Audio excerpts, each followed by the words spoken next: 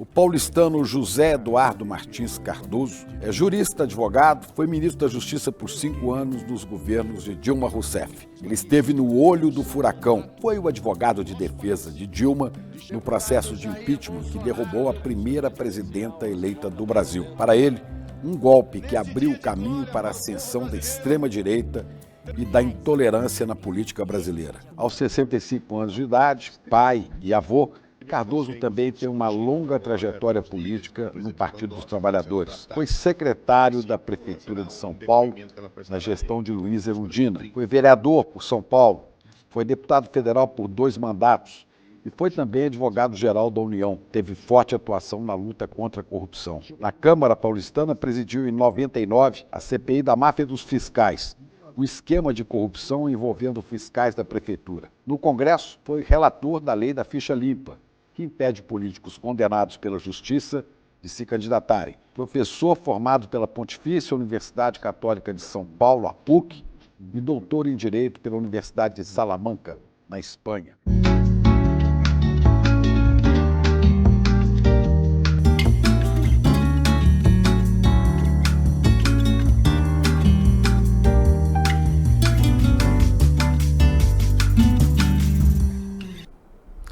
Bom, e ele está aqui conosco para falar de vários momentos dessa vida cheia de histórias. Ministro Zé Eduardo, é um prazer te receber aqui no ICL. Chico, é um prazer e um privilégio imenso estar novamente com você. Amigo de muito tempo, a gente se conhece há muitos tempo. Anos. Não é? Desde a máfia dos fiscais aí em São Paulo, né? Essa máfia dos fiscais, quando eu fui repórter Exatamente. Dessa história, né? E apresentador de televisão É verdade. no meio desse terremoto, esse furacão, né? É verdade. De São Paulo. Mas sua atividade política sempre foi muito intensa. E agora, deixou definitivamente a vida política, Olha, Chico, partidária? Eu dei uma parada, tá? Porque desde os meus 28 anos de idade, que eu era secretário já da Prefeitura de São Paulo, no governo da Luiza, como você mencionou. Aí eu fui vereador. Secretário de governo da Luiza? De governo.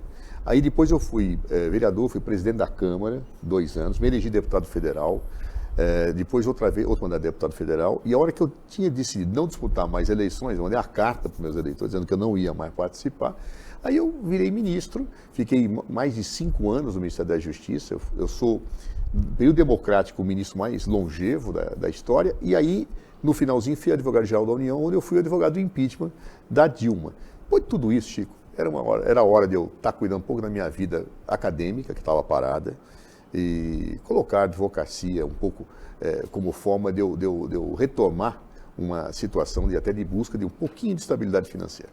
Eu me lembro, né, que a gente conversava muito, né? E um certo dia você tinha uma convivência na política muito próxima, seu grande amigo Pedro Dalari, filho do Dalmo. Meu amigo até hoje, grande irmão meu. E o Pedro deixou o mandato, falou, não vou concorrer mais. E eu li uma entrevista sua na Folha de São Paulo, de uma página, quando você dizia, acabou, não vou me candidatar a mais nada, Exatamente. Vou cuidar da minha vida de advogado. Isso. Mas aqui foi em 2009. Foi, e aí veio o governo, né? Ou seja, Dilma, eu começo a participar da campanha de Dilma, da coordenação, eu era secretário-geral do PT nacional. Eu posso contar? Pode, se você claro. não quiser contar, né? Porque o ministro Eduardo me fez uma confidência e falou, olha, veja que coisa, eu estou deixando tudo agora, não quero mais mexer com o mandato, eu quero cuidar do direito. E a hora que eu tomei essa decisão, eu falei, estou espantado, eu li sua matéria na Folha de São Paulo, sua entrevista. Você tinha sido o segundo mais votado do Estado, né? É verdade. Como deputado federal, sim. Só o Zé Dirceu teve mais votos. O Zé Dirceu teve mais, porque eu tive o mesmo voto do Zé na capital naquele momento. Aí no interior, ele tinha um trabalho já historicamente consolidado e acabou ganhando de mim. Você teve ali os mais de 300 mil votos para deputado. Votos. Para vereador, que eu tinha batido o recorde, que eu fui 229 mil votos para vereador, 4% da cidade de São Paulo na época.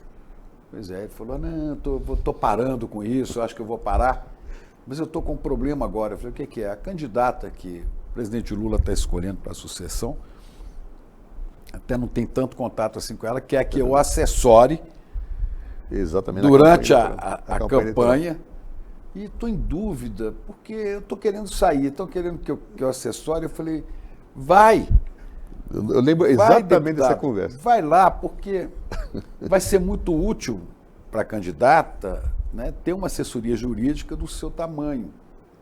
E vai ser muito bom que você vai conhecer o Brasil inteiro, vai ver como é que essa política funciona fora de Brasília, pelo Brasil afora. Não, foi um aprendizado. Você matou na música, o Chico. Você disse, então então vou. Eu digo, então vai. É verdade, exatamente isso. E aí você falou, eu falei, só uma coisa, se ela ganhar a eleição, você sai ministro da Casa Civil, ou ministro da Justiça, ou ministro de um tribunal superior. Eu falei, não, isso não vai acontecer. E não deu outra, né? Não tem outra. Quando apareceu a vitória da Dilma, seu nome apareceu logo de cara. Foi. Eu falei, bom, lá vai o José Eduardo. Lá vou eu ficar mais um tempo lá. E aí eu fiquei mais distante. Aí nós não tínhamos a oportunidade de falar mais. Mas o teu conselho foi decisivo naquele momento. Estava muita dúvida se eu devia entrar. Porque, no fundo, Chico, quem atua na política com um padrão de honestidade, não que viva mal, não vive mal não. Tem um bom salário, não é isso que eu estou me queixando. Mas você não faz um pé de meia. Né? Você não tem aquela coisa que vocês tenham tranquilidade para a tua família.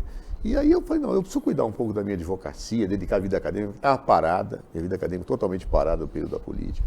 E eu gosto da aula, eu sou professor, né? Assim, eu gosto. Eu posso ter estado em cargos, mas eu sou professor, eu sou advogado, são coisas dessa natureza. Foi hora de voltar. Aí fui ministro e só depois, então, eu pude voltar a essa atividade depois da queda do governo Dilma Rousseff. A sua especialidade no direito?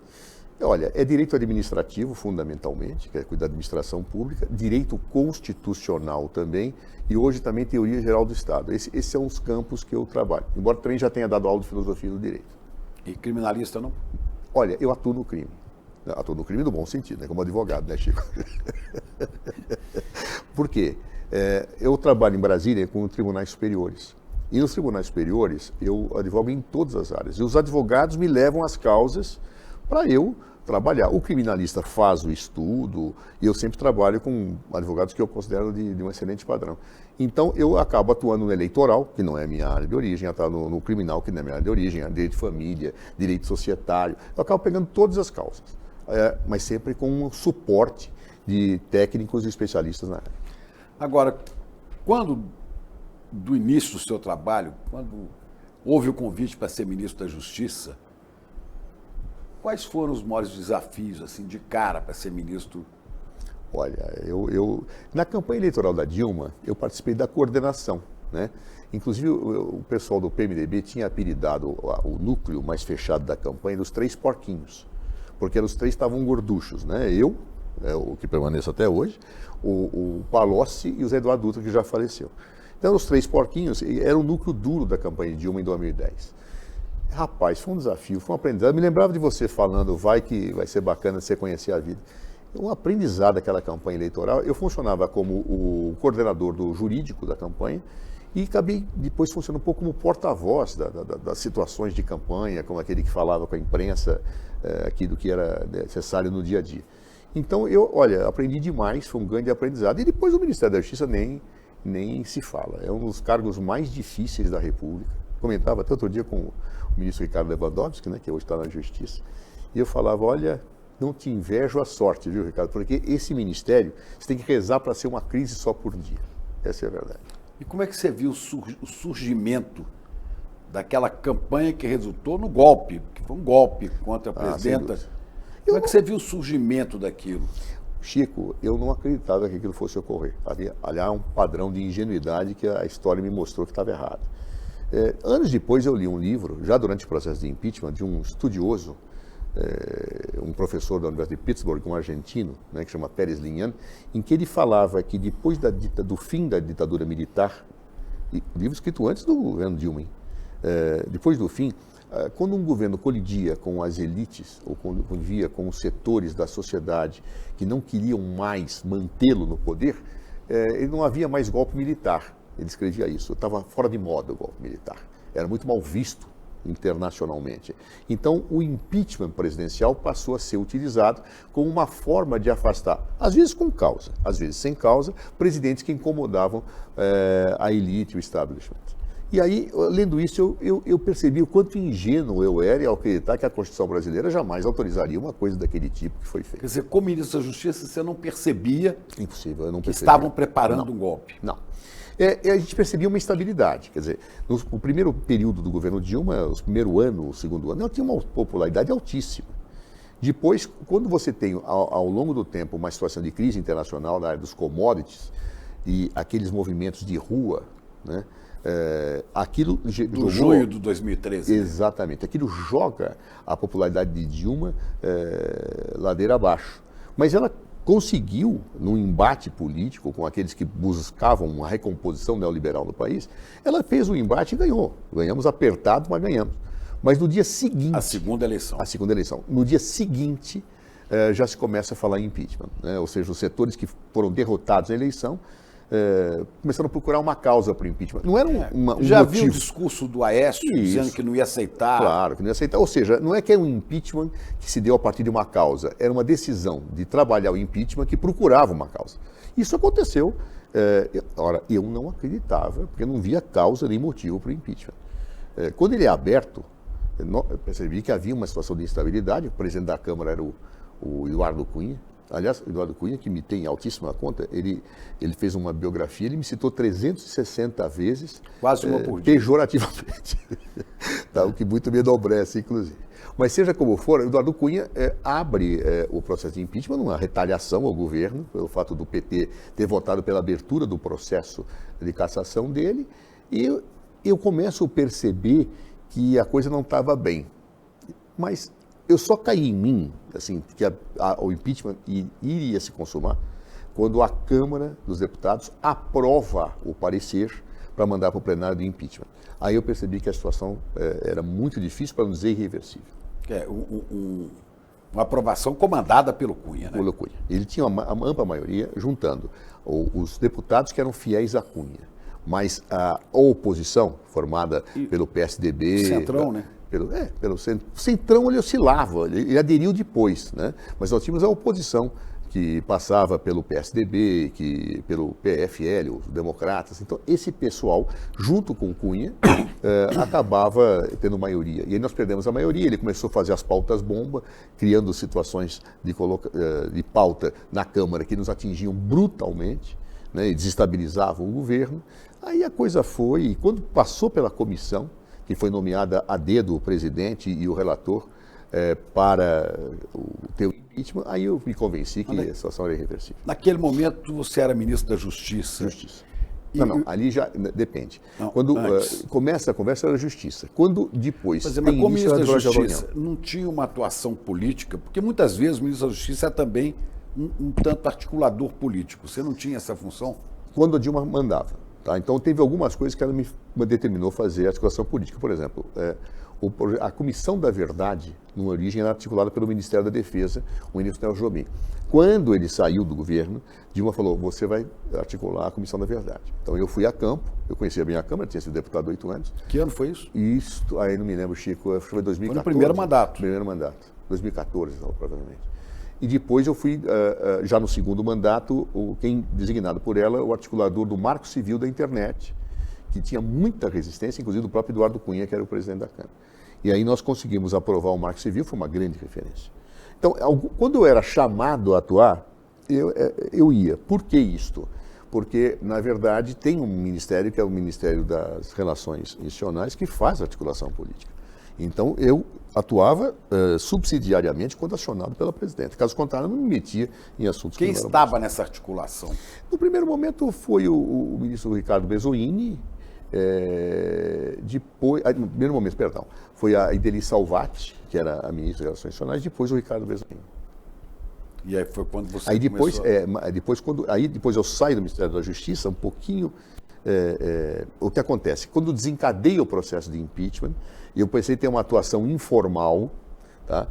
Para pensar uma estratégia jurídica para enfrentar o impeachment. Por quê? Porque a Advocacia Geral da União ela só pode entrar em casos que estão no Judiciário. E ali a estratégia política eu fazia com um grupo de advogados que planejavam ações para tentar evitar o impeachment. E nós tivemos êxito no primeiro momento. Nós conseguimos barrar uma tentativa de Eduardo Cunha de fazer as normas muito rápidas para o impeachment, conseguimos ter outras vitórias em algumas ações que não eram propostas por Dilma, eram propostas por deputados, porque a nossa estratégia era não vamos expor a presidente no embate judicial, vamos colocar deputados, e assim foi feito, o deputado Paulo Teixeira, o deputado Paulo Pimenta, que entraram com as ações. Aí, tanto que quando vira 2014 para 2015, o impeachment tinha acabado, nós tínhamos tido vitórias importantes no Supremo. É aí, então, que naquele período eu acabo saindo do Ministério da Justiça e indo para a Advocacia Geral da União. Já prevendo que ela precisaria de uma defesa? Não, sinceramente não, Chico. Havia um desgaste muito grande. Vamos lá, tem uma hora que o ministro da Justiça ele é acusado pelos amigos e pelos inimigos de qualquer coisa. De que te acusavam?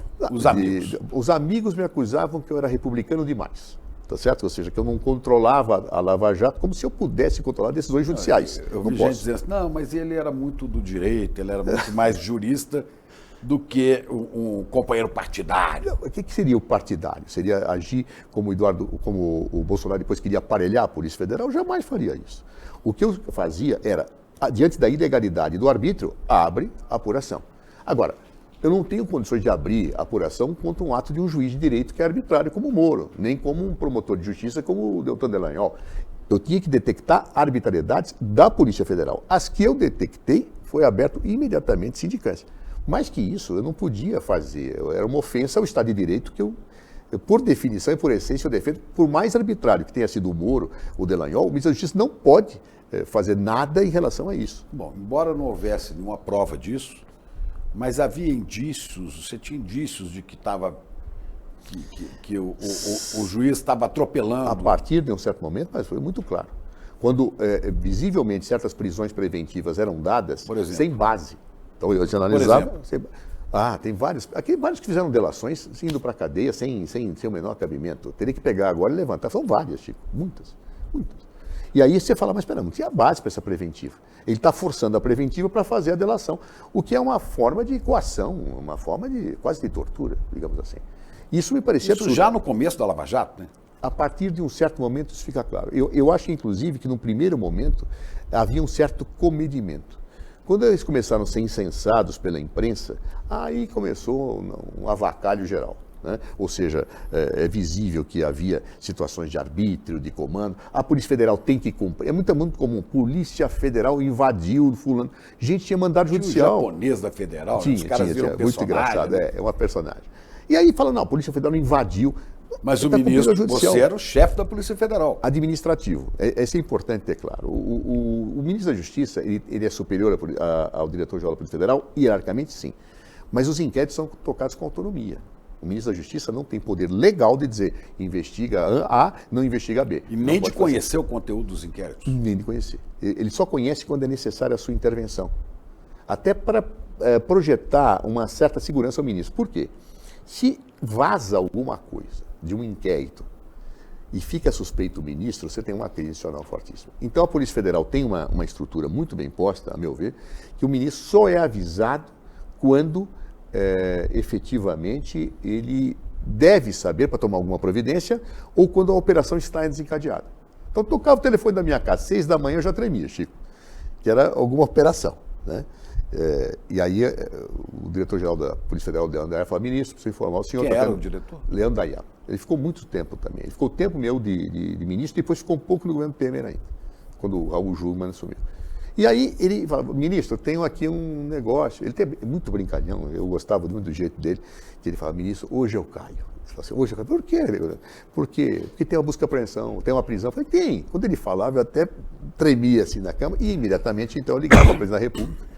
A Dilma também, quando via eu tocar o telefone às 6h30 da manhã, ela já falava, fala, Corvo. Corvo? Corvo. Chamava de Corvo. Quando alguma má notícia estava trazendo, né? Porque realmente, você não tem o que fazer. Tem um mandado de busca e apreensão, né? Se tiver rigorosamente dentro da lei, por isso está cumprindo. Não vou dizer não cumpra. Não tem o poder para fazer isso. No Estado de Direito eu não posso fazer isso. Bom, depois ficamos sabendo, né, pela Vaza Jato, sim, daquela relação promíscua entre Ministério Público, procuradores, né? É um escândalo. Dallagnol e sua galera, e Sérgio Moro. Eu percebi irregularidade. Isso era perceptível no seu tempo de ministro? Nível, não. Assim, a gente percebia arbítrio, percebia situações. Não, agora... E que havia que estavam que havia mancomunados de alguma maneira? quadril ali, parecia claro. Mas a dimensão em que isto era colocado só ficou evidenciado com a Vaza Jato. Só ali, porque era evidente que tinha arbítrio, era evidente que tinha investigação seletiva, era evidente, muita gente falava assim, pô, mas tá vazando, a Polícia Federal vazou. Não. Muitas vezes o Sérgio Moro, ele não vazava, propriamente dito, ilegalmente a informação. Ele levantava o sigilo, aí ligava para o jornalista, falava assim, fulano, olha a página 1114 do volume 3 do inquérito. O cara ia lá, pronto. Entendeu? Quer dizer, ele fazia uma coisa de não vazamento ilegal. E aí na Polícia Federal vazou, não era a Polícia Federal. Os próprios magistrados informavam às vezes, ou o próprio promotor informava e após levantar o sigilo. Então o que você pode fazer? Agora, Nada. nos bastidores, você como ministro da Justiça, não dava para conversar com outros membros do Judiciário, inclusive do Mas Supremo? eu conversei muito. Tem uma coisa esquisita acontecendo Várias lá. vezes foram conversados. E aí, isso não tem que chegar aqui para a gente analisar, no que eles estavam certos. Os ministros estavam certos. Por quê? Porque o Supremo só pode atuar quando provocado. Para ser provocado E tem que a estar na hora PGR nada. certa. A PGR, várias vezes eu conversei com o Rodrigo Janot, inúmeras vezes. Eu tinha uma excelente relação pessoal com o Rodrigo, falava e ele não concordava, ele achava que estava tudo em ordem, que ele tinha criado a força-tarefa e que estava tudo em ordem, que não havia arbítrio. E o que você faz numa hora dessa? E o Janot depois teve aquele episódio desagradável, de um certo desequilíbrio, né? Que ele disse que Aquele episódio do Gilmar, né? tinha ido ao Supremo para matar o ministro Gilmar Mendes, que teria ido até armado, né? É verdade. Quer dizer, ali era muito difícil, né? Veja, ali é todo um contexto, de um conjunto de situações, Chico, que eu ainda tenho que escrever um livro. Algumas passagens eu vou fazer um livro para publicar depois da minha morte, Chico. Conta Então, uma que vai estar no livro que eu não sei ainda. No livro tem muita coisa, agora tem coisas que eu vou publicar depois da minha morte, porque quando você não tem prova de alguma coisa, mas você tem ciência, se eu falo hoje algumas coisas que eu suspeito, seguramente eu vou tomar um processo, né? E vamos viver em paz, mas no futuro, como testemunho da história, e até para bons jornalistas investigarem o que aconteceu, eu pretendo deixar um legado informativo das minhas impressões. Mas isso já pode ser escrito já.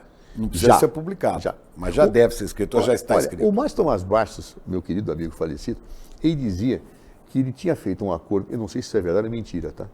Que ele fez um acordo com uma editora para publicar o diário dele, ministro da Justiça, 50 anos depois da morte dele. Tá? Porque ele tinha essa mesma percepção que eu tenho. Você não pode falar certas coisas. Mas por que 50 anos? Podia ser Porque há 50 anos que ele possivelmente estavam prescritos os crimes, que ele podia estar cogitando, ou ninguém podia ir contra os seus próprios herdeiros. Sei lá, ele falou 50 anos. Eu não sei até hoje se isso é verdade ou mentira, Chico.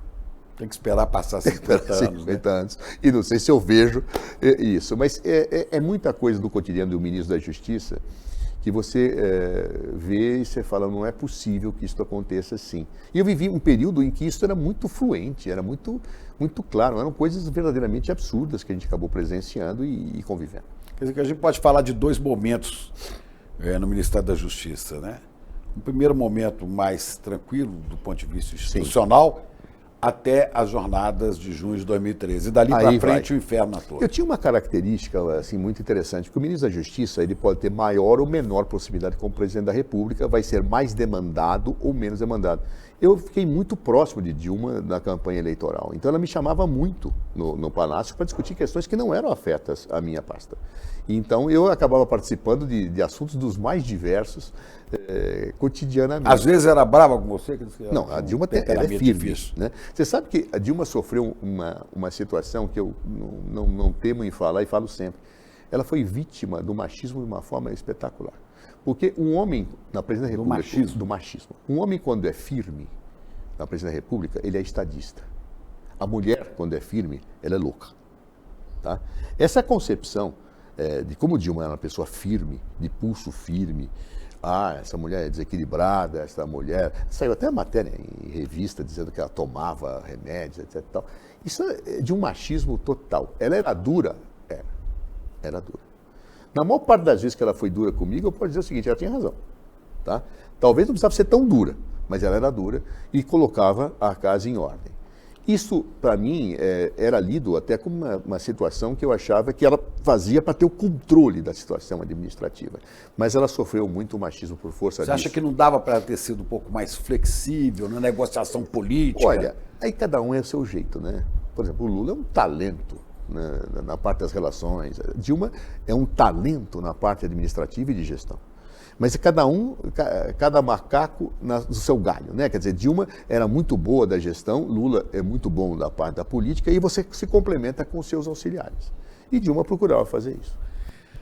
Outra coisa que atribui, né, a derrocada do governo Dilma teria sido, inclusive, a irritação de militares com a Comissão da Verdade, que você presidiu. Qual o peso da... Olha, é bastante curioso isso, Chico, porque eu peguei a negociação final que o Jobim já tinha conduzido. E havia uma Nelson Jobim era ministro da Defesa. Isso, ministro da Defesa. Ele conduziu a questão da Comissão da Verdade. Isso era uma coisa muito importante para Dilma Rousseff. Ela queria realmente isso. Quando o Jobim deixa o governo, eu assumo. E eu peguei já a coisa costurada. O Jobim já tinha costurado. Quando é que o Jobim deixou? Em 2012? Não, acho que foi 2013. Se não me falha a memória, essas datas... 2 ou 3 anos no governo. Foi 2, 3 anos. Ele costurou, muito bem costurado. O Jobim é habilíssimo. Ele tinha costurado, e tanto quando eu cheguei, já estava o projeto na Câmara, eu tinha que negociar a aprovação. E houve momentos, inclusive, em que havia resistência por parte de setores, como o Jair Bolsonaro, por exemplo, que resistia à aprovação da Comissão da Verdade. Não, mas o Jair Bolsonaro naquela época era... Mas ele queria obstruir a sessão. Eu me lembro de ter conversado com ele. Me lembro de ter conversado com ele. E ele falava, não pode, isso é um absurdo. Eu falei, Jair, tem acordo com... O que, por exemplo? Por exemplo, ele criava problemas com a hipótese que os militares não poderiam mentir, por exemplo, e que poderiam ser processados, que eram obrigados a falar, coisas do gênero. Ou que aquilo ia ser parcial, que nós íamos nomear pessoas da esquerda e não íamos pegar o outro lado da história, aquele discurso que você conhece bem. E eu conversando com ele, assim, com o ministro, estava inclusive na Câmara dos Deputados, no dia da votação, ele queria obstruir, eu falei, Jair, não para com isso, tem acordo com os militares. Ele falou isso com... Falei com o Jair. Ele Jair falou, Bolsonaro. não tem não. Falei, você quer ver? Peguei o telefone, liguei para o chefe do Estado-Maior das Forças Armadas, falei, tem acordo ou não tem? Tem. Entendeu? Quer dizer, havia uma consonância. Claro que possivelmente muitos dos militares que tinham uma relação de identidade ou de participação, sei lá o quê, com a Revolução, não gostavam, torciam o nariz. Coisa que depois se percebeu, depois da aprovação, que eles queriam obstar que fosse a fundo a Comissão da Verdade em vários momentos, né? Mas eu não posso atribuir isso a todo o Exército, ou a todas as Forças Armadas, não seria justo. Mas entre generais, almirantes e brigadeiros, havia pelo menos um que falava, toca isso para frente? Havia. Eles, assim, ninguém para mim chegou e falou assim, vai dar problema, vai parar. Ninguém falou isso das Forças Armadas. Obviamente, depois fica claro que havia uma insatisfação, mas não revelada, tá? Isso fica claro até hoje, quando se fala, e vários militares chegam a dizer, até em off para a imprensa, que havia uma insatisfação muito grande. Isso não era visível, ninguém se expunha para falar. Pelo menos eu não recebi isso. Pegando esse contexto dos militares da época e trazendo para os dias atuais, quando a gente viu militares de altíssima patente envolvidos com tentativas de golpe, agora com essas revelações que vêm do inquérito da Polícia Federal, até de complô para assassinar o presidente, o vice, o ministro supremo, o ex-presidente do TSE, né? Naquela época seria possível isso? Não. Por que não, Chico? Esses sentimentos, se é que existiam, e eu acho então hoje que existiam já na época, estavam trancados e muito bem trancados dentro de um armário. Alguém foi lá e abriu. Pois é, quem é que destampou? Jair Bolsonaro. Por que ele faz isso? Primeiro... Jair Bolsonaro ou Sérgio Moro antes com a Lava Jato? Não, isso, é uma combinação, tá? Mas em relação aos militares, especificamente, é Jair Bolsonaro. Moro na produção de um processo de insatisfação, tá? Ou de perseguição seletiva de setores político-ideológicos para que você carimbasse a fama de corruptos, claro? Havia ali um apoio militar também ao Moro? Olha, não era visível para nós. Mas no segundo momento, quando Michel assume, me pareceu claro que vários militares queriam que Michel assumisse. Inclusive setores que até do nosso governo nós acreditávamos que tinham uma identidade, não ideológica, política, não, mas uma identidade com o governo, claro. Mas a grande verdade é que Jair Bolsonaro, a meu ver, quando abre o armário, como é que ele abre? O Ministério da Defesa já não era mais um civil, já tinha militar. Ele coopta vários setores para cargos de confiança, especialmente aqueles setores que tinham, na visão dele, e hoje me parece claro, uma identidade maior com estruturas e posturas autoritárias. Então, ele faz uma cooptação. A quantidade de militares que vai para o governo Jair Bolsonaro é impressionante. Então, esta cooptação, esta situação do Ministério da Defesa, todo esse processo abre o armário e sai no momento em que a Lava Jato havia criado o plano, digamos, o contexto político para que isso fosse projetado com bastante contundência. E depois vem o processo do impeachment. Sim. Né? A prisão do presidente Lula. Ele vai, exato, é o mesmo processo, a meu ver. As coisas começam a se desequilibrar no processo de impeachment. Moro foi decisivo no processo de impeachment, não apenas pela investigação da Lava Jato com uma série de arbítrios, mas por tomar certas medidas, como a divulgação daquele áudio, né, que foi o que ressuscitou, digamos assim, o processo de impeachment, porque quando vira 2015 para 2016, algumas decisões do Supremo Tribunal, muito corretas inclusive, haviam tirado o arbítrio de Eduardo Cunha para tocar o processo de impeachment. Foi o áudio indevidamente divulgado por Sérgio Moro, aquele tchau querida, né, do Messias, que é um verdadeiro Jorge absurdo. Messias. Ali eu já era advogado-geral da União. Eu me lembro, Chico, que eu tinha feito uma sustentação oral no Supremo e estava saindo com um batalhão de jornalistas enfiando o microfone. O que o senhor fala do áudio? Eu falei, mas que áudio? O que vocês estão falando? Que áudio? Eu não sabia o que era aquilo. Me recuei, liguei para Dilma. Presidente, venha para cá imediatamente. E eu vou ao Palácio da Alvorada. Ela estava no Alvorada, estava ali no Planalto. Falei, que diabo de áudio é esse? Ela falou, não sei. Eu não sei o que é isso. Estão dizendo que eu falei, eu não falei nada. Eu falei, a senhora falou alguma coisa com o presidente Lula? Eu falei, não falei nada. Qual era a história? A história é a seguinte, ela queria nomear Lula. Lula era muito importante para o governo naquele momento, para dar estabilidade ao governo.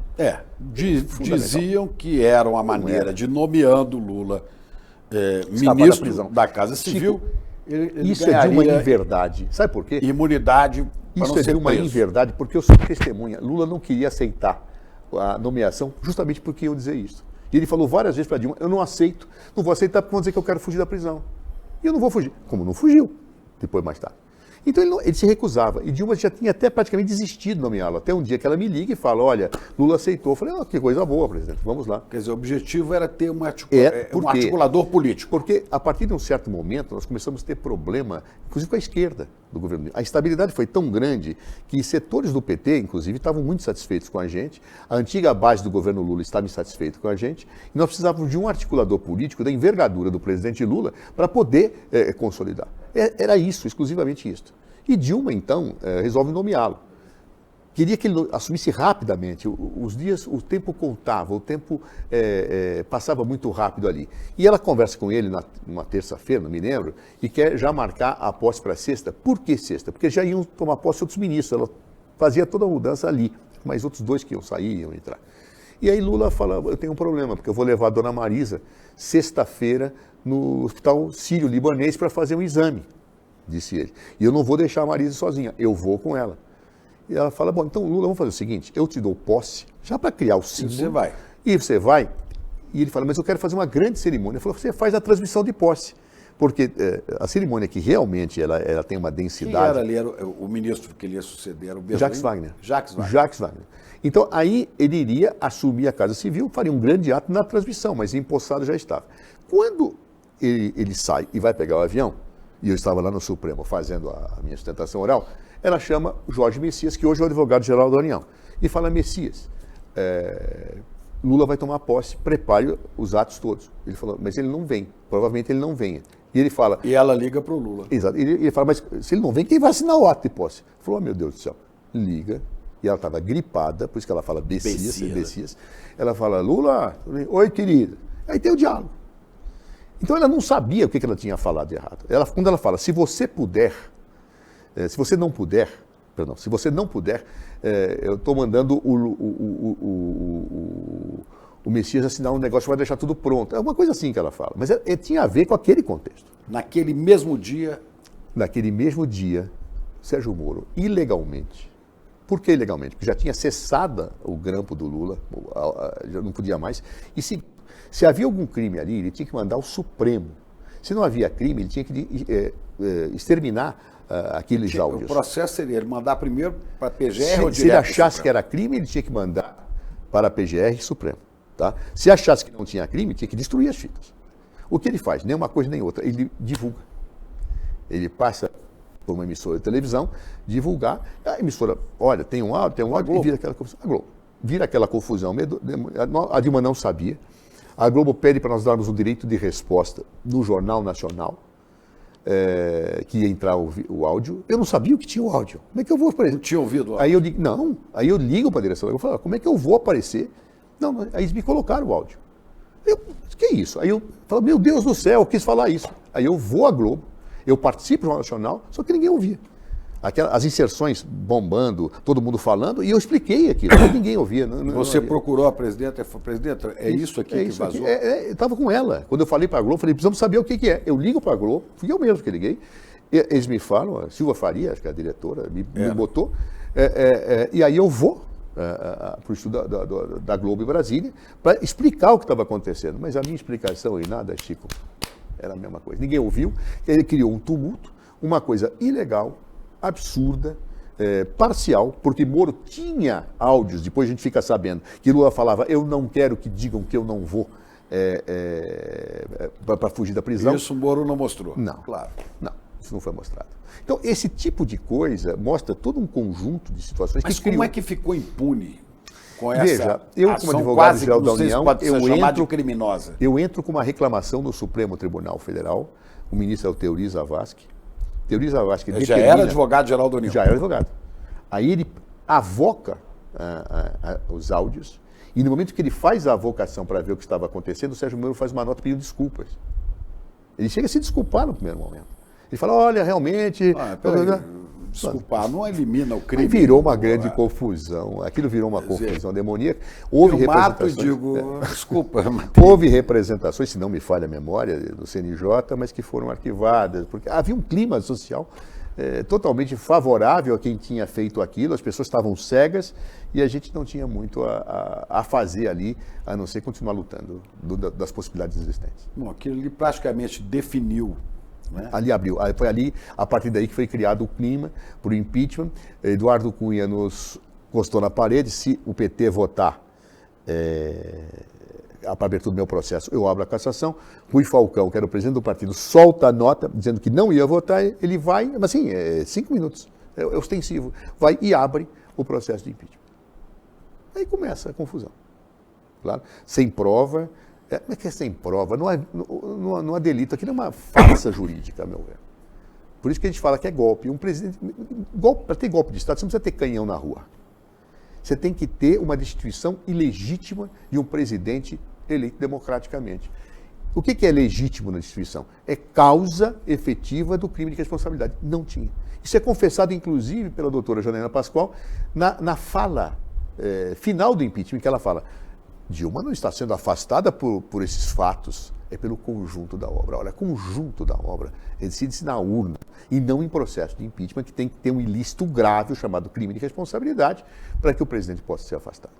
Bom, aí quando foi aberto o processo mesmo de impeachment, né, você deixa a função de advogado-geral da União ou continua, né? Sim e não.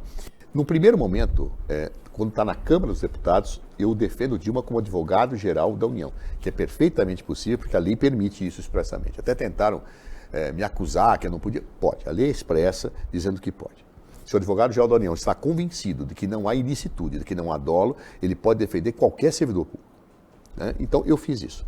Só que Dilma, quando é aberto pelo Senado o processo, estrito sensu, de impeachment, ela é afastada da presidência. Que o Senado é a instância julgadora. Instância julgadora. A Câmara autoriza o Senado a abrir. Durante o processo na Câmara, eu era advogado-geral da União. Quando o Senado autoriza a abertura, Dilma é imediatamente afastada, permanece presidente, mas não exerce. Assume o vice. Nesse momento, todos nós saímos do governo. Temer nomeou o seu ministério e eu não era mais advogado-geral da União. Então eu continuei como advogado particular de Dilma Rousseff, naquele momento. Era até uma situação bastante curiosa, Chico, porque o ministro da Justiça tem que manter uma quarentena de 6 meses. E aí, eu posso continuar ou não? Eu perguntei ao Conselho de Ética da Presidência se eu poderia continuar no processo de impeachment. Ele disse, como você já é o advogado, tá? Pode. Excepcionalmente, mas não pode pegar nenhuma outra causa. Então, eu era advogado de uma causa só, recebia os vencimentos de ministro, porque a quarentena exige isso, já que você não pode trabalhar, né?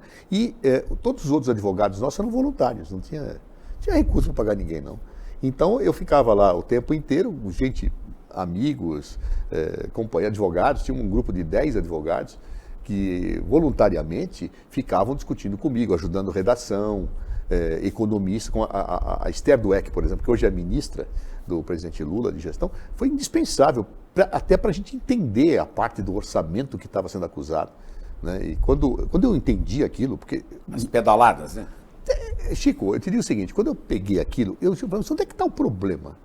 E eu não consegui entender, tão intrincada era, e olha, eu sou professor de direito administrativo. Eu não consegui, aí chamei a Esther Dweck, a Esther, em várias reuniões, me explicou, falei, mas isso é um absurdo. E aí, então, a gente colocou esse absurdo nas peças de defesa. Né? E aí houve uma discussão, Chico, que eu tenho que retratar, que é muito interessante. Quando fica claro que, especialmente quando o Senado abre o processo, que nós íamos cair, a pressão social, tudo aquilo que estava colocado, houve uma discussão interna, petit comitê, se era correto ter advogados defendendo o impeachment, se não era melhor a gente não colocar nenhum advogado e para deixar... denunciar a arbitrariedade essa era a do discussão. E Dilma abriu essa discussão e ficou ouvindo. E eu me lembrei, Chico... Quem que abriu a discussão? A Dilma. Eu não lembro quem estava, se era Jacques, se era Bezoin, não me lembro exatamente quem era que estava ali. E essa discussão foi colocada, e eu me lembrei de uma situação que eu sempre cito, Chico, do primeiro ano de Faculdade de Direito da PUC, de São Paulo, e que era ditadura militar, e tinha aquelas semanas jurídicas que vão palestrantes, e tinha um palestrante, né, que eu não lembro quem é. Era um advogado de preso político, eu te juro que eu não lembro. Primeiro ano, eu não lembro de outras coisas. E, em um dado momento, algum aluno perguntou, doutor, o senhor é advogado de presos políticos, o senhor não acha que o senhor faz um verdadeiro papel de palhaço, sendo advogado em processos que o senhor sabe que as réus vão ser condenados? Não seria melhor o senhor estar ausente desses processos e denunciá-los fora, ao invés de legitimar com a sua presença esse processo? Ele deu uma resposta que eu nunca esqueci. Ele falou, olha, meu filho, muitas vezes você vai pegar processos da vida que o juiz já está decidido em relação ao veredito. Quando isso está acontecendo, nunca abandone a defesa. E grite alto. Por quê? Porque a sociedade fora tem que escutar os gritos da tua sala de audiência para que perceba que ali está sendo cometida uma injustiça. Se você não erguer sua voz e suas razões não forem colocadas para fora, a verdade da injustiça será consumada e ninguém vai desfazer isto.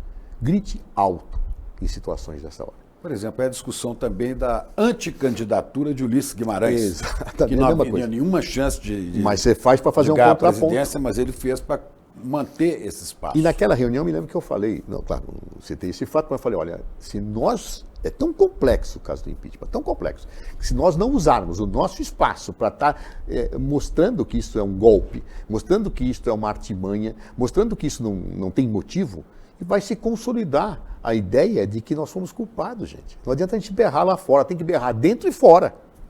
E Dilma falou, você tem toda a razão, você vai continuar fazendo a defesa, gritando mais alto que você puder fora do Senado. Isso logo que o processo foi, porque a Câmara autorizou e o Senado abriu o processo. Isso definiu a minha estratégia jurídica. Quer dizer, ali, então, você tinha consciência que era uma causa perdida. Absoluta. E ali, era a causa perdida, que não dava. Eu tinha convicção. Tinha companheiros nossos que achavam que dava para virar. Eu não achava que não dava, sinceramente falando. E acho que Dilma também achava que não dava. Né? O que foi a estratégia de defesa? Eu tinha que traduzir aquilo, que era um negócio técnico sofisticado, em linguagem que todos pudessem entender, para perceber a atrapalhada que estava se fazendo com a Constituição brasileira naquele momento. Eu procurei fazer isso do começo ao fim. Eu procuro ser didático do começo ao fim, a atingir argumentos, a mostrar que aquilo era equivocado. Então, isso foi o que me orientava o tempo inteiro. Tanto que a acusação foi mudando ao longo do tempo. No primeiro momento, eles começam na Câmara com uma afirmativa, depois passam para outra. O relatório Anastasia, que foi o relator do impeachment, era outra. Né? Inclusive que eu chego, em dados momentos, até a ironizar, porque eu me lembro de uma brincadeira que eu fiz do plenário do Senado, E a Anastasia é uma pessoa que eu me dou muito bem com ele, sempre me dei bem, mas naquele momento nós estávamos Com quem? ali. O Anastasia, que era o relator, hoje é ministro do TCU, eu me dou muito bem com ele. Ele é um homem estudioso, tudo, mas naquele momento ele estava tomado pela paixão e pela missão partidária de fazer o impeachment. Eu, além de falar isso, eu faço uma brincadeira, porque falava-se do atraso no pagamento, da tal das pedaladas, mas não havia prazo. Como é que eu posso ter atraso se não tem prazo? Né? Eu falo isso. E Anastasia, ao responder isso, cria um prazo ali, através de uma... Dilma depois mandou colocar prazo, então aquele prazo tinha que voltar para o passado. Uma ginástica intelectual, ao meu ver. E eu chego a dizer que aquilo era um prazo que merecia um nome.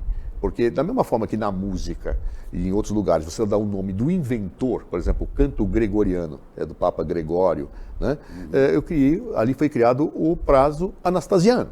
Tá certo? Que era um prazo que foi inventado por ele e que não tinha sentido. Então eu usava a ironia, usava esse tipo de coisa como uma forma de denúncia, para levar as pessoas a perceberem.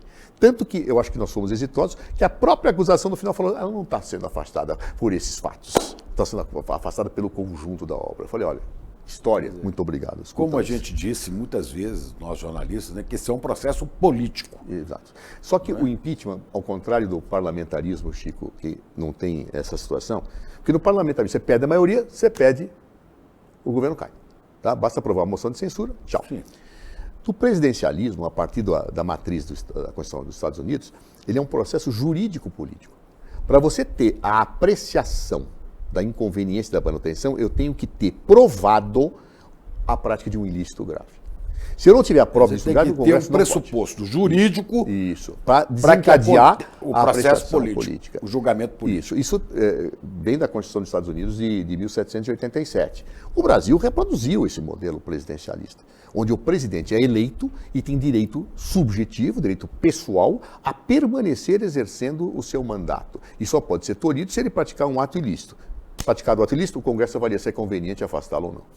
Bom, naquele dia em que foi definido, que foi julgado, que foi sacramentado, a presidenta Dilma Rousseff perdeu o mandato, como é que foi aquele dia e depois daquilo? Você continua... Chico, a minha atuação, ela termina um dia antes, que é quando faz as falas. Assim, Dilma Rousseff fez uma fala de 16 horas, que respondeu as perguntas. Aí, depois disso, no dia seguinte, houve a fala das defesas, eu tinha que falar 1h30, antes a acusação, a Janaína e o Miguel Reale falaram 1h30, eu falei 1h30. E eu me lembro que ali teve uma situação que foi muito... Eu estava muito cansado, Chico, eu estava exausto. Tinha machucado o pé, a imprensa falava a defesa de Dilma... olha como anda a defesa de Dilma, eu claudicante, tenho uma piada. E eu andava ali, não tinha tempo de ir no médico, não dava para fazer nada. E quando eu fui fazer, eu talvez em situações normais, eu absorvesse isso com muita tranquilidade. Mas naquele momento, no final da sua fala, a doutora Janina Pascoal, ela faz uma fala em que ela praticamente meio começa a chorar, dizendo que estava fazendo aquilo tudo pelo bem dos netos de Dilma. Que aquilo era para fazer um país melhor e tal. Bom, aquilo me deixou numa irritação, Chico. Mas numa irritação que eu diria, em situações normais você não fica, mas eu estava exausto. E ela acabou de falar isso, o Lewandowski, que era o presidente, né, do processo, me chama, falava do José Eduardo Cardoso. E eu falei, se eu não responder isso imediatamente, eu vou me desconcentrar.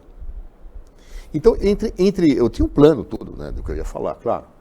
Entre eu levantar e ir para a tribuna, eu pensei que eu tinha que dar uma resposta na abertura. Qual foi a sua resposta? O que eu ia começar falando? Eu ia começar a falar que Dilma, com 15 anos de idade, foi presa e torturada, ficou 3 anos presa. E que, mais uma vez, injustamente, era colocada nos bancos dos réus. Antes foi feito pela ditadura. E agora estava sendo feito daquela forma arbitrária, pagando o preço de uma situação injusta. E terminaria no final... E tudo isso é um plano que eu tinha feito de fala, né? O final tem que ser mais passional. E eu terminei no final dizendo o seguinte, e era verdade, que uma das coisas que muito me emocionava como ministro da Justiça era quando eu chegava para uma sessão da anistia e eu tinha que pedir desculpas para o anistiado pelo aquilo que o Estado brasileiro havia feito com ele. Isso mexia muito comigo, especialmente quando era um morto que era anistiado. Estava a família, os filhos, e o ministro cheguei e falou assim, eu peço em nome do Estado brasileiro perdão ao que foi feito para fulano de tal. Aquilo me deixava, a família chorava, aquilo me deixava muito sensibilizado. Bem, eu ia terminar dizendo isso, que aquilo me sensibilizava e que eu esperava que um dia algum ministro da Justiça tivesse coragem de pedir perdão a Dilma Rousseff pelas duas coisas. Claro, pela prisão e pelo impeachment, caso ele fosse consumado. Só que esse era o plano. Como é que eu introduzo a resposta para a Janaína no negócio dos netos? Então, aí na hora, até que ficou bom. Foi um improviso até que ficou bom. Porque na hora que eu estou falando da Dilma presa com 15 anos, eu chego a dizer, eu acredito que naquele momento, alguns dos seus torturadores, alguns dos seus acusadores diziam, minha filha, estou fazendo isso pelo bem dos seus filhos ou dos seus netos. Às vezes até os acusadores têm crise de consciência. Eu fiz me aliviei, aí eu continuei. Janaína reagiu de alguma maneira? Não podia, tem que ficar quieta. Né? Essa é a vantagem de você falar por último. Mas aí eu fiz toda a análise jurídica do processo durante uma hora e pouco. Né? Mas eu tinha me tranquilizado. Termina aquilo, e eu falei, porra, acabou. Né? Acabou. Agora... E eu desço, estava lá o Lindbergh Faria, a Gleice Hoffmann, a Vanessa Graziotin, e estavam chorando. Né? E eu falei, me liberei. Né? E eu me abraço eles e começo a chorar com você. Eu sou um cara muito... Estava ali o presidente Lula? Não, naquele momento não, eram só os deputados, só os senadores. Ah, sim. Tá? Senadores e deputados, alguns que estavam. Então eu desço, abraço e começo, eu falei, eu estou liberado. Então aí, eu sou muito racional. Até a hora que eu... Quem que você abraçou? Comecei a chorar. A Grace, o Lindbergh, a Vanessa Graziotin, que eu me lembro que estavam próximos, e tinha outros também. Começo a chorar com você. Só que eu me esqueci, Chico, eu tinha uma coletiva internacional para dar, na saída da minha fala. E ele falou, Cardoso, a coletiva... A televisão está te esperando. Eu falei, como é que eu pareço chorando? Já viu advogado que chora antes do resultado? Chorar depois pode, mas antes é a convicção que você perdeu. Eu não posso chorar, só que eu não conseguia parar. Né? Aí eu vou, a sorte que tinha muita gente, aquela confusão me levando. Eu falei, eu tenho que dizer alguma coisa, que a primeira pergunta que um jornalista vai fazer é, por que você está chorando? Você sabe que perdeu? Né? E aí eu fui pensando, sorte eu tive tempo para pensar. Então quando eu chego lá na coletiva, ela, né, todo ofensivelmente chorado. O senhor está chorando por quê, doutor José Eduardo? É porque o senhor sabe que vai perder? Eu falei, não é por isso. É porque aquele que perde a capacidade de se indignar diante da injustiça perdeu a sua humanidade, eu não perdi a minha. Algo parecido assim. Eu saí também, mas a sorte, Chico, que eu tive tempo de pensar, porque essa na lata, por que o senhor está chorando, eu ia ter saído se não tivesse tempo. E aí saiu o veredito do Senado. Aí saiu, nós estávamos lá e nós tínhamos feito uma estratégia, que era secretíssima. A Cátia Abreu, né, senadora, nossa aliada, junto com um professor de Direito da UNB, procurou Dilma. Dilma me liga e fala, vem para uma reunião aqui. E o que ele fala? Ele falou, olha, de acordo com a Constituição dos Estados Unidos e pela origem do Instituto, uma coisa é a cassação do mandato, outra coisa é a perda dos direitos políticos. É perfeitamente possível esta interpretação, apesar da literalidade da Constituição brasileira, até pelo que foi decidido no caso Collor. Porque o Collor renunciou e aí depois se colocou. Então ficou claro que eram duas decisões. Eu gostei dele. Falei, rapaz, não tinha pensado nisso não. Gostei. Só que nós vamos ter que articular isso sem falar para ninguém. Né? Vamos articular isso. Eu levantei mais para frente uma questão de ordem para o Lewandowski. Ele tinha negado, então, ao negar o que eu tinha dito, ele caiu na outra situação, que aí eu arguí, eu vi que ele ficou para pensar sobre aquele assunto, e aí foi costurado. A Cátia com alguns senadores acabaram conversando e dizendo, olha, não dá para suspender os direitos políticos de Dilma, não dá para suspender. E alguns senadores que estavam muito em dúvida acabaram vindo. Então a oposição foi pega de surpresa naquilo, porque ninguém sabia. E aí o Lewandowski vem e fala, bom, votou o impeachment, agora vamos votar a segunda coisa, se vai ter a cassação. Separou. Mas como vai votar? Não é a mesma coisa. Não. Aí dá aquela confusão.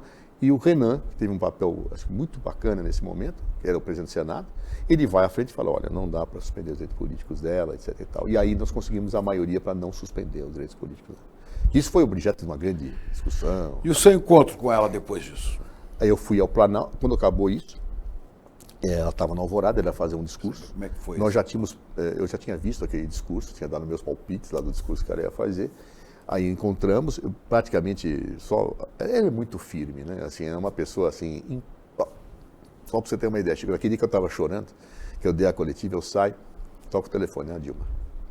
Ô Cardoso, por que você está chorando? Essa choradeira aí. Ela falou. Você é fingido, hein, cara? Você é fingido, hein? Eu sei que você é fingido. E começou a tirar um sarro. Mas que era uma maneira dela me fortalecer, né?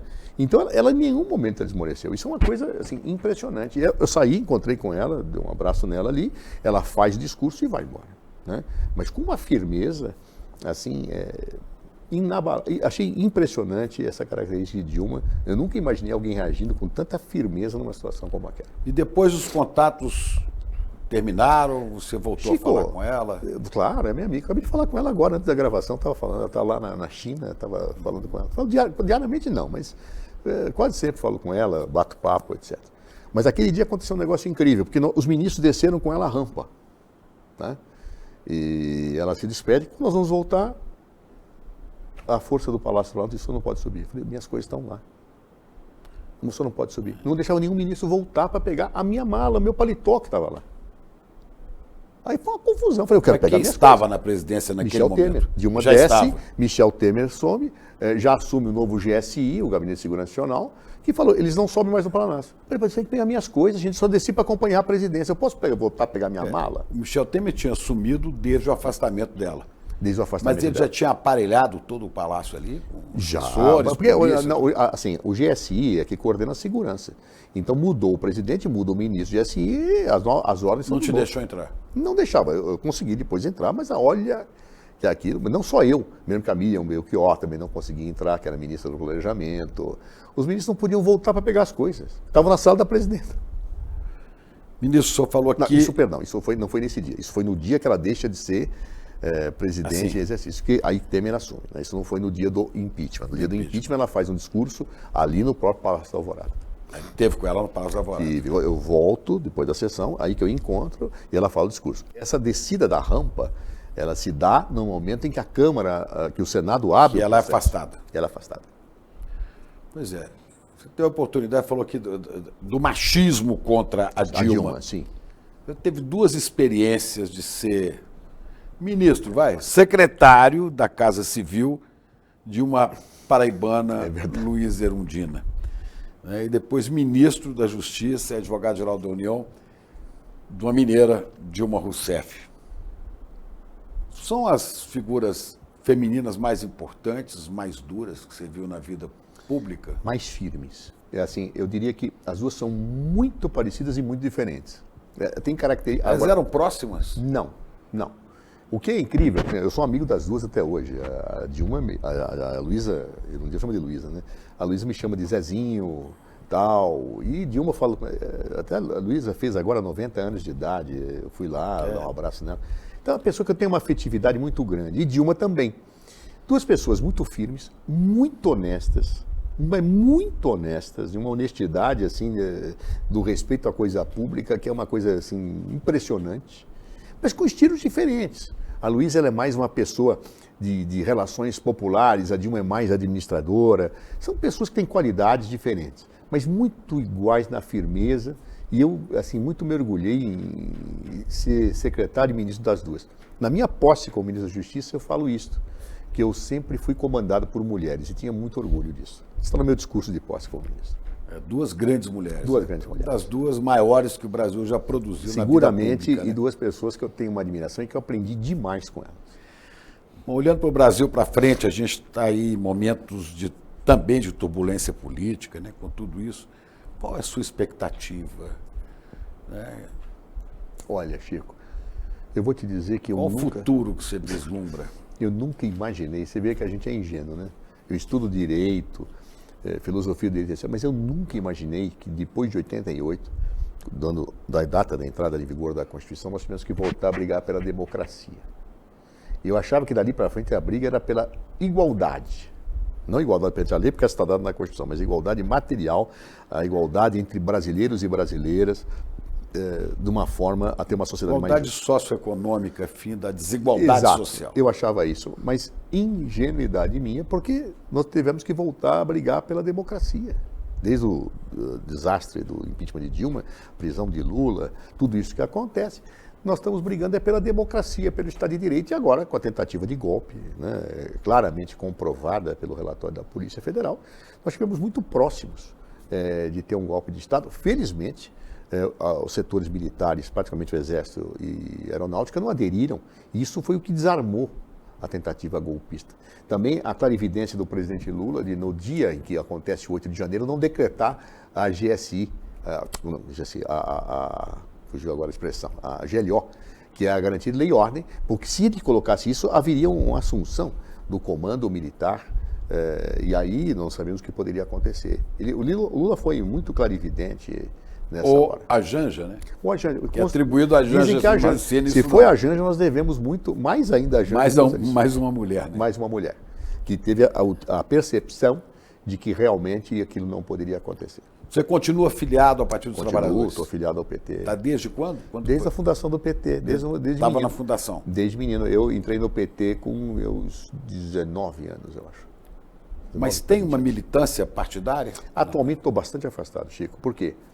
Quando termina o impeachment, eu falei, não, minha vida acadêmica eu preciso voltar. Então eu comecei a procurar meu doutoramento. Eu fiz doutoramento em Salamanca, USP, na Universidade de São Paulo, os dois. Volto a dar aula numa intensidade que eu gosto, que eu adoro dar aula, é uma coisa que eu gosto de fazer. E o leito das crianças, buscando através da advocacia, né? Então eu montei meu escritório, eu tenho aqui sou associado ao escritório de São Paulo, mas tenho um escritório em Brasília para tribunais superiores, onde eu passo, aí eu pergunto hoje para mim, onde é que você mora? Eu falo, no avião, né? Porque eu fico entre Brasília e São Paulo e Brasília o tempo inteiro.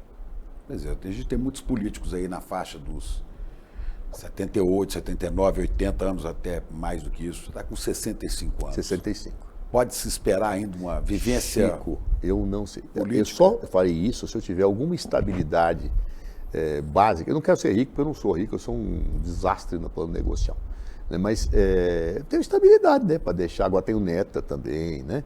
Eu tenho que deixar um pouco de garantia para que eu não fale assim, eu não agi como eu devia ter agido em relação a meus filhos, agora meus netos, né? Então eu quero só fazer. Se eu tiver estabilidade, até posso voltar, mas eu não sei se o tempo já não será mais demasiado. E a urgência da luta democrática? Eu posso lutar em várias trincheiras. Eu permaneço lutando em várias trincheiras, essa eu estou lá.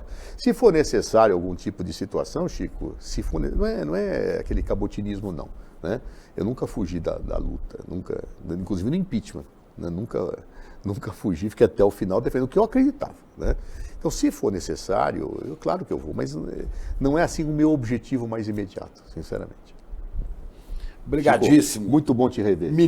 Senhor ministro Zé Eduardo, que eu chamo de Zé mesmo. Zé, porque somos amigos há tantos anos. Conheci há muitos anos, há 30 anos. 30 anos. Obrigado. Chico, obrigado. Você. Há uma pergunta que não quer calar. O que será que grande parcela dos mais pobres acaba apoiando políticos que defendem interesses contrários aos seus, que defendem interesses da elite? Será que a esquerda não consegue mais entender os anseios da maior parte da sociedade? Ou será que grande parte dessas pessoas está exatamente reagindo contra humilhações diárias que sofrem e aí resolvem explodir tudo, às vezes até literalmente? Nós vamos ter um debate muito interessante aqui. No dia 13 de fevereiro, uma quinta-feira, às 20 horas, o sociólogo Gessé Souza e o professor Renato Janine Ribeiro vão discutir exatamente isso. Como as elites econômicas levam um país, e principalmente os mais pobres, à autodestruição. A vingança dos humilhados é o nome desta aula magna que você vai assistir ao vivo, online e de graça, aqui nos canais do YouTube do ICL. É o começo do curso de pós-graduação do ICL. Se inscrever é de graça e você só tem a ganhar, só tem a aprender. Fique de olho, é a última chance para a primeira turma do pós do ICL.